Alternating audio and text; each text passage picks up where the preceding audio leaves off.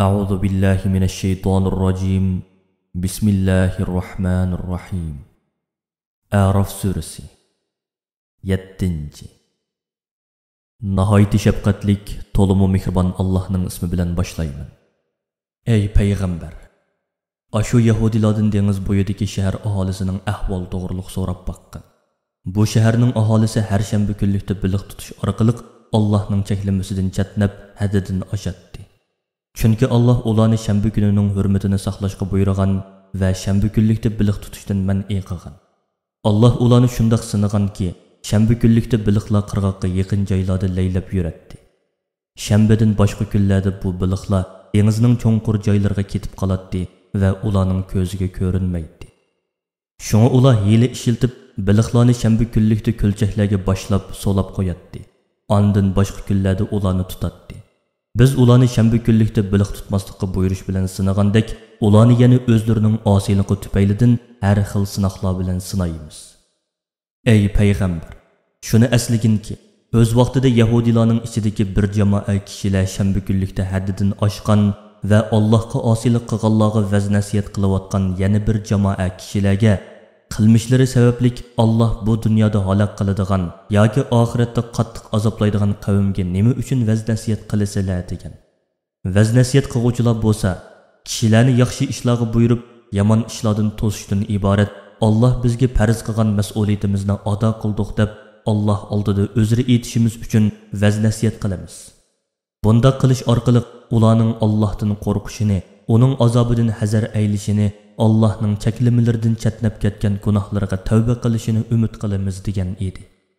Ularning ichidagi şembe kunlikda Allah'ның emriga osiylik qilib, bilik tutgan jamoa o'ziga qilingan vaz nasihatni qabul qilmagan, gunoh ma'siyatda texmo haddidan oshgan vaz nasihat qiluvchilarning nasihatlariga quloq solmagan chaqda Allah vaz nasihat qiluvchilarni qutqizib qilib, şembe kunlikda Allah'ның emriga osiylik qilib, bilik tutgan jamoani qilmishlari sababli shiddatli azob bilan jazoladi. Allah ularning şembe kunlikda bilik tutmanglar degan emriga xiloflik qilib, haddidan oshganligi va Allohga osiylik qilganligi uchun Allah ularga har qanday yaxshilikdan yiroq, xor maymun bo'lib ketinglar dedi va ular shundoq bo'lib ketdi. Ey payg'ambar, shuni esliginki, öz vaqtida Rabbing Yahudilarga ta qiyomatga qadar ularni qattiq azoblaydigan va xorlaydigan kishilarni cho'qim avatib turadiganligini ochiq e'lon qildi. Shaksizki, Rabbing kofirligi va gunohkorligi sababli azobga tegishli bo'lganlarni nihoyatda tez jazolaguchidir. Gunohlarga tavba qilgan bandalarining gunohlarini albatta mag'firat qilguchidir, ularga to'liq mehribondir. Biz Isroil avlodini yer yuzida turli firqalarga bo'lib o'tdik. Ularning ichida Allah'ның emir fermanlarını o'rindab, kishilarning haq huquqini qo'g'daydigan yaxshilarimi bor. Gunoh ma'siyat sodir qilib, o'ziga zulm qiladiganlarimi bor. Ularni yomon ishlarini tashlab, Rabbiga tavba qilsin deb rizqini keng qilib, boyashatchilik bilan sinadi. Ularni yana rizqini tor qilib, ziyon zahmatlarga duchor qilib, qattiqchilik bilan sinadi. Yuqorida sifati bayon qilinganlardan keyin ularning naslidan shundoq nachar avlodlar borliqqa keldiki, ular Tavratga varislik qildi. Tavratni o'qib o'rgandi, ammo uning ahkomlariga xiloflik qildi. Ular mol dunyoga bo'lgan qattiq yerisliqidan bu dunyoning arzimas narsalarga berilib, pora ilishga o'xshash eng razil qilmishlarni sodir qiladi. Ular shundoq qilmishlarni sodir qilib turuqliq, quruq orzu havaslarga berilib, Allah bizning gunohlarimizni mag'firat qiladi deb jo'ylaydi. Ular harom yeyishdan qo'rqmaydi. Harom pulmol ularning qo'liga kelsa, hech bir ikkilanmay oladi va haromni halol sanab yeydi. Ular gunohdan qo'l uzmaydi. Ashu Yahudilardan Tavratga amal qilish, Allah to'g'riliq faqat haqiqatni aytish, yolg'on aytmaslik haqida ching va'da ilingan emasmidi.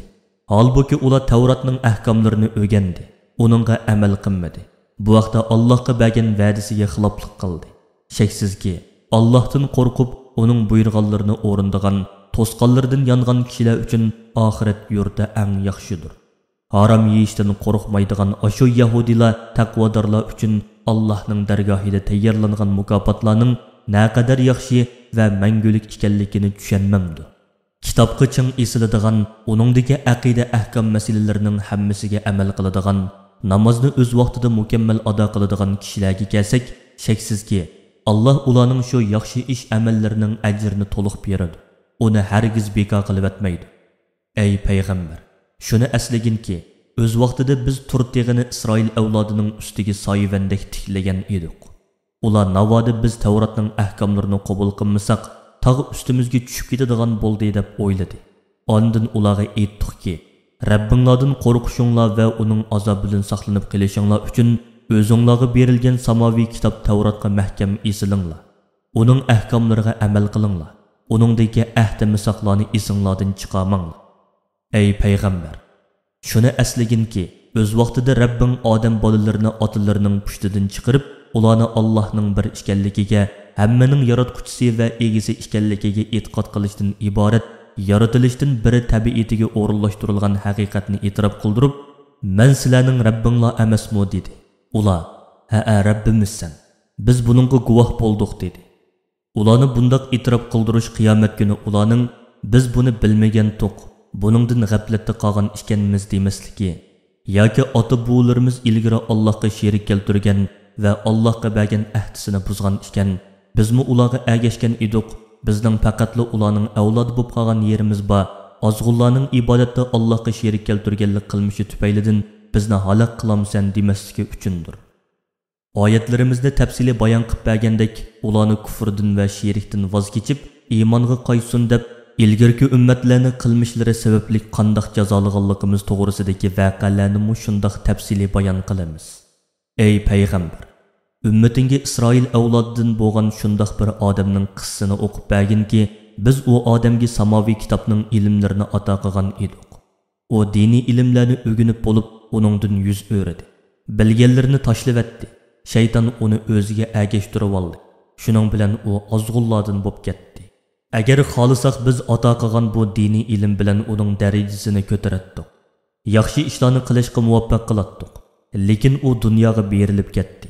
Nafs xohishiga bo'ysundi. Dunyolik lazzatini va rohatini oxiratligining oldiga qo'yib oldi. Allohga itoat qilishdan bosh tortib, uningga osiylik qildi. U odamning qiliqi itga o'xshaydiki, itni qo'g'livatsangmi tilini chiqarib hosiraydi. Qo'g'livatmasangmi tilini chiqarib hosiraydi. Xuddi shuningdek, mundoq odamga da'vat qilsangmi yoki da'vatdan voz kechsangmi, baribir o'zining kofirligini davomlashtiradi. Ey payg'ambar, bu bizning dinimiz yetib kelishdan ilgari ozg'unlik patqoqlarga petib ketgan ozg'un qavmning misolidir. Ey payg'ambar, qavmingning tafakkur qilishi, ondan iymon etishi uchun ularga ilgirki ummatlarning qissalarini so'zlab bergin. Allohning oyatlarini inkor qilib, dalil pokitlarini yolg'onga chiqarib, o'ziga zulm qilgan qavmning misoli nima degan yomon.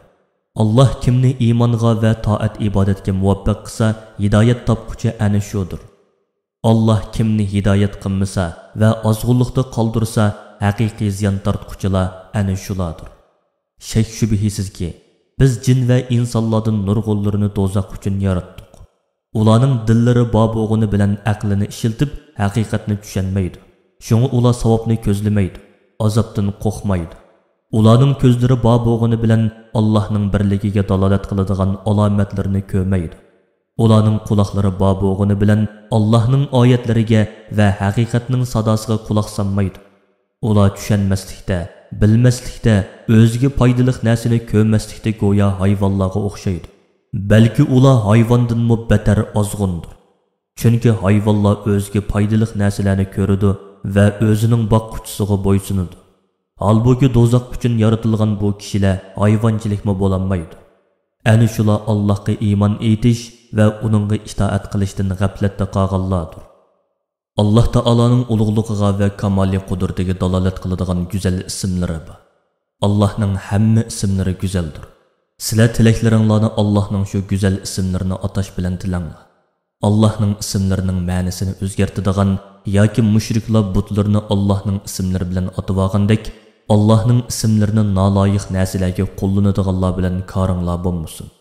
Ular Allohning ismlariga qarata sodir qilgan qilmishlarining jazosini cho'qim tortadi. Biz yaratgan ummatlar ichida haq yo'lga hidoyat qilingan, kishilarni uningga da'vat qiladigan va haq bilan odil hukm qiladigan esil bir jamoa bor. Ular hidoyatning yo'lboshchilari bo'lib, ular iymon etish va yaxshi amallarni qilishga muyassar bo'lishdan iborat Allohning katta ne'matiga erishgan kishilardir.